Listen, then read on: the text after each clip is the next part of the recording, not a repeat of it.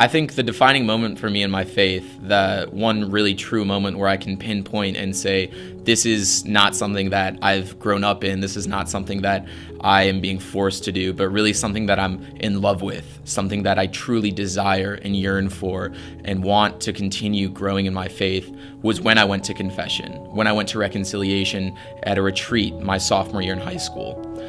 Leading up to the event, I was very scared and anxious for going to confession because it was a highlight of the weekend.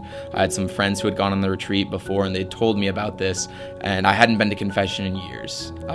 It was one thing that I really dreaded, one thing that I didn't think I needed in my life, one thing that I didn't think I needed to help me improve in my faith.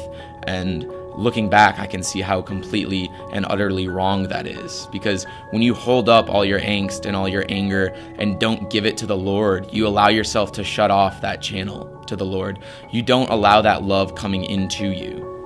So my sophomore year of high school, I went on retreat, I went to confession, and there were just a few things that were really weighing down on me, some cheap sins, some angers that I had been holding on to for years and never had the experience to get off my chest because I wasn't going to reconciliation and I wasn't humbling myself before God. After going into reconciliation, it was like a complete change in pace.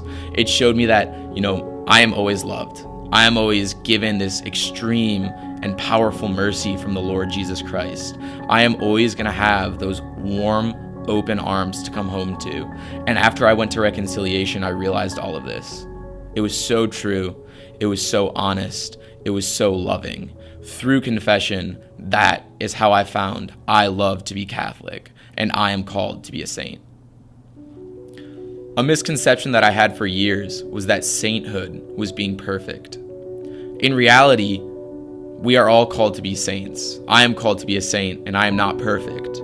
I am a human, and I struggle with sin day in and day out. I struggle with putting God at the center of my heart and the center of my life.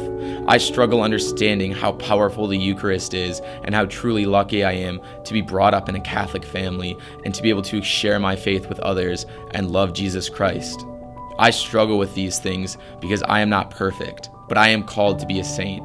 My freshman year, I went on fall retreat here at St. John, and I was in a situation where I had 2 exams the day after the retreat ended, and it was a very good test for me. It was a very good way for me to say, Lord, I'm going to study as much as I can, but I'm going to allow this weekend to be focused on you. I'm going to give you all my stresses. I'm going to give you all of my anxieties and put my trust in you that I will do well on this exam, that you will take care of me, and that my future will be full of fruitfulness and of faith and of love for the Lord.